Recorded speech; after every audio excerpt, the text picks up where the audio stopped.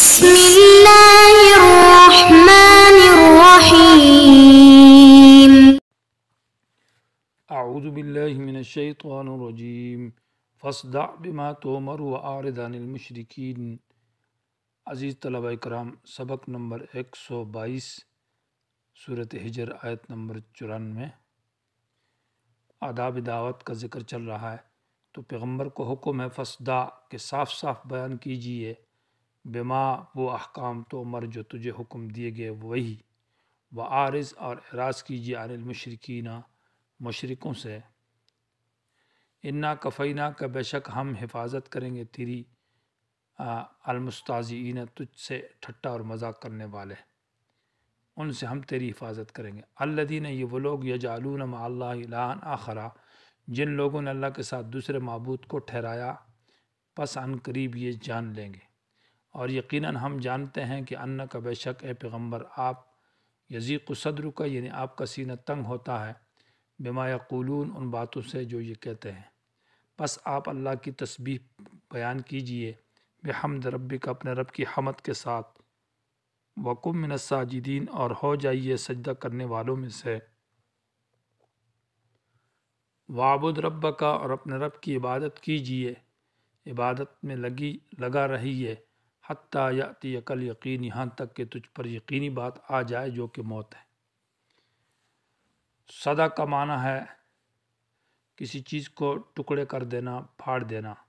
تو معنی بات کھل کر صاف صاف بیان کرنے کو صدع کہا جاتا ہے۔ یعنی اس آیت کے نزول سے پہلے آپ علیہ السلام اور صحابہ اکرام چھپ چھپ کر تلاوت کرتے اور دعوت اور تبلیغ کرتے رہتے۔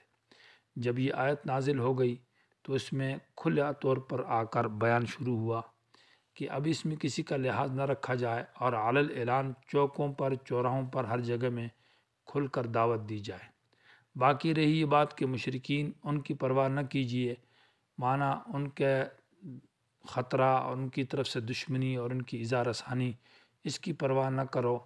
اور مشرکوں کا کوئی خیال اور لحاظ نہ کرو، وہ جو کچھ کرتے ہیں تو کرنے دو، کیونکہ انا کفیناک المستہزئین بے شک ہم آپ کی طرف سے حفاظت کریں گے المستہزئین جو آپ کا ٹھٹا اور مذاق کرتے ہیں۔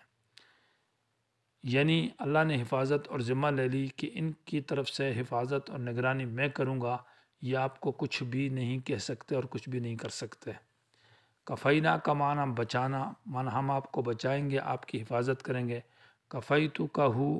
من شر عدوہ کہ میں نے اس آدمی کی حفاظت کی اس کے دشمن کے شر سے۔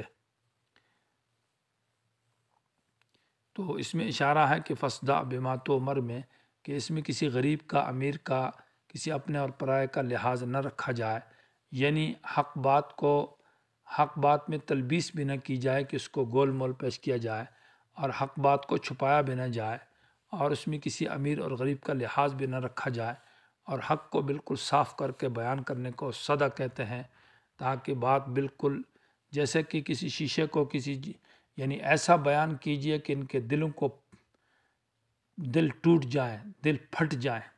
ایسا بیان کر دیجئے کہ ان کے دلوں میں درد پیدا ہو جائے۔ کسی چیز کو توڑ دینا تو مانا ان کے دلوں کو توڑ دے، ایسا بیان ہو کہ جس سے دل ٹوٹ جائیں اور جس سے دل پھٹ جائیں، ایسی ان کے اندر خوف اور ہراس پیدا ہو جائے۔ الذین وہ لوگ یجعلون مستہزئین، یہ تقریباً 6 آدمیوں کی جماعت تھی جو نبی علیہ السلام کے ساتھ استہزاء کرتے تھے اور آپ کا مذاق کرتے تھے، آپ کا ٹھٹا اڑاتے تھے، کبھی آپ کو جادو، کبھی آپ کو مجنون کہتے تھے، کبھی جادوگر کہتے تھے، کبھی آپ کو شاعر کہتے تھے، کبھی کس طرح بات ہے انما یعلمہ بشر کہ اس کو ایک بشر عجمی پڑھاتا ہے۔ تو ان کی طرف سے کفایت میں کروں گا۔ اللہ تبارک و تعالیٰ نے ان کو سزا دی ہے بدر میں، یا بدر کے علاوہ دوسرے مقامات اور مواقع پر اللہ نے ان کو نیست و نابود کر دیا۔ الذین یجعلون مع اللہ، وہ لوگ جو اللہ کے ساتھ غیروں کو الہ معبود، دوسرے الہ کو معبود بناتے ہیں، ان قریب اللہ ان کے اعمال کو اللہ فسوف یعلمون یہ جان لیں گے، یعنی ان کو اللہ سزا دے گا، آخرت میں بھی اللہ ان کو سزا دے گا اور دنیا کے اندر بھی اللہ نے ان کو سزا دی ہے۔ وَلَقَدْ نَعْلَمُ اور البتہ یقیناً ہم جانتے ہیں، انکا بے شک اے پیغمبر آپ یضیق ذاق یضیق کو مانا تنگ ہونا، دل کے اندر کوفت اور رنج اور غم کا آ جانا، صدر کا آپ کا سینہ تنگ ہوتا ہے، بما یقولون جو کچھ یہ کہتے رہتے ہیں آپ کے خلاف۔ آپ کے خلاف باتیں کرتے ہیں، آپ کو طعنہ دیتے ہیں، مطعون کرتے ہیں۔ لہٰذا جب تکلیف ہوتی ہے اور غم ہوتا ہے دشمنوں کی باتوں سے اور تکلیفوں سے، تو ایسی صورت میں خاص عبادات کیجیے، وہ ہے اللہ کی تسبیح بیان کرنا، بحمد ربی کا اللہ کی حمد بیان کرنا، وقم من الساجدین اور نماز پڑھنا، اور وعبد اللہ کی عبادت میں لگ جانا۔ گویا کہ انسان ذکر اذکار اور تسبیح میں رہتا ہے تو انسان کا غم ہلکا ہو جاتا ہے۔ غم کا علاج یہ ہے کہ جب انسان کو کسی کی طرف سے تکلیف اور رنج اور ٹینشن ہو تو انسان اللہ کا ذکر کرے، حمد پڑھے اور نماز پڑھے، اور نماز سے جو ہے انسان کے غم دور ہوتے ہیں۔ حدیث میں آتا ہے اذا حزبہ امر بادر الی الصلاۃ، آپ کو جب بھی کوئی رنج اور مصیبت اور پریشانی آتی تھی تو آپ فوراً نماز کی طرف چلتے تھے اور نماز پڑھتے تھے۔ تو گویا کہ اسی کا ذکر ہے فسبح، اللہ کی پاکی بیان کیجیے، بحمد کا با ملابست کے لیے، یعنی آپ نے رب کی حمد کے ساتھ ساتھ دونوں کو ملائیے۔ ہم تسبیح مانا اللہ تعالیٰ کی تسبیح کا مطلب یہ کہ اللہ تعالیٰ کی صفات، اللہ تعالیٰ کو پاک سمجھے شرکاء سے، عجز سے، کمزوری سے،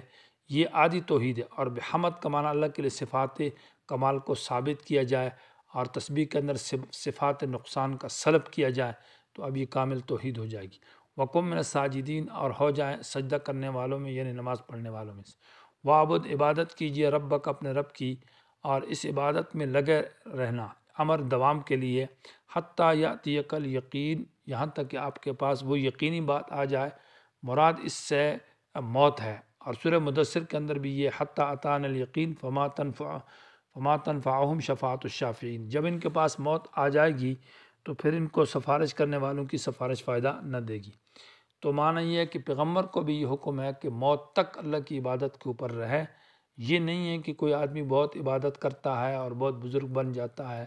اور اس درجہ قرب میں پہنچ جاتا ہے کہ اللہ تعالیٰ اس کو عبادات معاف کر دیتے ہیں۔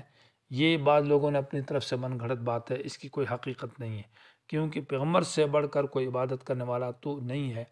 اور پیغمبر کو اللہ تعالیٰ آخر موت تک عبادت کا حکم ہے، تو سب کے لیے آخر تک حکم ہے۔ گویا کہ صورت کے آخری حصے میں آداب دعوت کا ذکر تھا، اور دو قوموں کا عذاب کا ذکر تھا جو کہ مقتسمین اور مستہزئین تھے، کہ ان پر بھی عذاب آیا۔ اور صورت کے اس سے پہلے جو واقعات و سابقین میں اصحاب حجر کا نمونہ ذکر کیا، ان پر عذاب آیا، اور قوم شعیب کا، اور اس سے قوم لوط کا، ان تینوں قوموں کا ذکر تھا۔ اور اس سے پہلے ابلیس کے معال کا ذکر تھا کہ اس نے تکبر کیا، اللہ نے اس کو پست اور ذلیل کیا۔ اس کو کہا جاتا ہے تخفیف للمجرمین بواقعات السابقین، اور تخفیف للمجرمین ساتھ ساتھ میں بواقعات الموجودین، کہ دو موجودہ قوموں کا تذکرہ بھی تھا، مقتسمین اور مستہزئین، جو مکے والے تھے۔ اور اس سے پہلے جو آخری صورت کے شروع میں تھا تو ترغیب الی القرآن، اور ساتھ ساتھ جو ہے نا یہ تمنا ذکر تھی کہ مجرم جب عذاب کو دیکھے گا تو پھر تمنا کرے گا، اور اس پر کچھ شروع میں زجرات، شروع میں زجر تھے، اور اس کے بعد دلائل ذکر کیے تھے جو کہ اللہ تعالیٰ کی نعمت ہے کہ اللہ نے کائنات کو پیدا کیا، آسمان زمین کو، نظام پانی کو اور نظامات کو پیدا کیا۔ تو یہ صورت کا حاصل ہے، حاصل یہ نکلا کہ تخفیف للمجرمین بواقعات السابقین۔ اس کے بعد صورت حجر ہے، اور سورہ حجر جو ہے وہ مکے کے درمیانی صورت ہے، اور سورہ کہف کے بعد نازل ہے، اور اس صورت کے اندر موجودہ اقوام کے اوپر عذاب کا تذکرہ ہے۔ گویا کہ سورہ نحل ہے، سورہ نحل جو ہے یہ مکی صورت ہے، اور سورہ نحل جو ہے یہ سورۃ کہف کے بعد نازل ہے، اور مکے کے درمیانی دور کی صورت ہے۔ گویا کہ صحابہ اکرام کے اوپر بڑی تکلیف اور مصیبت کا جو وقت ہے اس دور کی صورت ہے۔ تو سورہ حجر کے اندر اس کا ربط سورہ حجر کے ساتھ یہ ہے کہ سورہ حجر میں ذکر العذاب سابقین کے اوپر تھا، پہلی جو قوم ہے ان کے اوپر عذاب کا تذکرہ تھا، اور سورہ نحل کے اندر عذاب ہے موجودہ لوگوں کے اوپر، عطا امر اللہ اور ضرب اللہ مثلا قریۃ۔ اسی طرح دوسرا ربط یہ ہے کہ سورہ حجر کے آخر میں دعوت توحید ہے، فسبح بحمد ربک اور وعبد ربک۔ تو سورہ نحل کے اندر اس دعوت توحید کے اوپر دلائل عقلیہ ذکر کی ہے، اور دلائل عقلیہ متنوعہ، مختلف قسم کے دلائل اس میں ذکر ہیں۔ اور ساتھ ساتھ یہ ہے کہ سورہ حجر کے اندر مشرکین پر رد تھا، اور ان کے شرک کا بیان تھا، اس بات توحید بھی تھی۔ تو سورہ نحل کے اندر مشرکین کی ایک دلیل ہے، دلیل باطل، اس پر رد ہے کہ ہم جو شرک کرتے ہیں یہ اللہ کی مشیت کی پر بنا ہے، اللہ ہم سے راضی ہے، کیونکہ اگر اللہ ہم سے اس شرک پر ناراض ہوتا تو اللہ ہمیں تباہ کر دیتا، برباد کر دیتا۔ جب ہم شرک کریں اللہ کچھ نہیں کہہ رہا، تو اس کا مطلب یہ ہے کہ اللہ ہم سے راضی ہے۔ آیت نمبر 35 کے اندر اس پر بھی رد ہے۔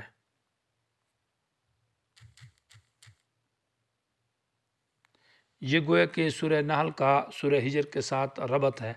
اور سورہ نحل کا دعویٰ جو ہے وہ عذاب ہے موجودہ مکے والوں کے اوپر، اس عذاب کا ذکر ہے، اور اس میں مسئلہ توحید کا بھی ذکر بھی ہے دوسری آیت کے اندر، اور گویا کہ شرک کی تمام اقسام پر رد ہے، شرک اعتقادی پر بھی رد ہے اور شرک فعلی پر بھی رد ہے۔ صورت کے دو حصے ہیں، پہلے حصے کے اندر شرک اعتقادی پر رد ہے اس کی جمیع اقسام پر، اور دوسرے حصے میں شرک فعلی کے اوپر رد ہے۔ اور صورت کا دعویٰ ہے العذاب للموجودین، یعنی موجودہ لوگوں پر عذاب کا آنا، نزول العذاب ہے۔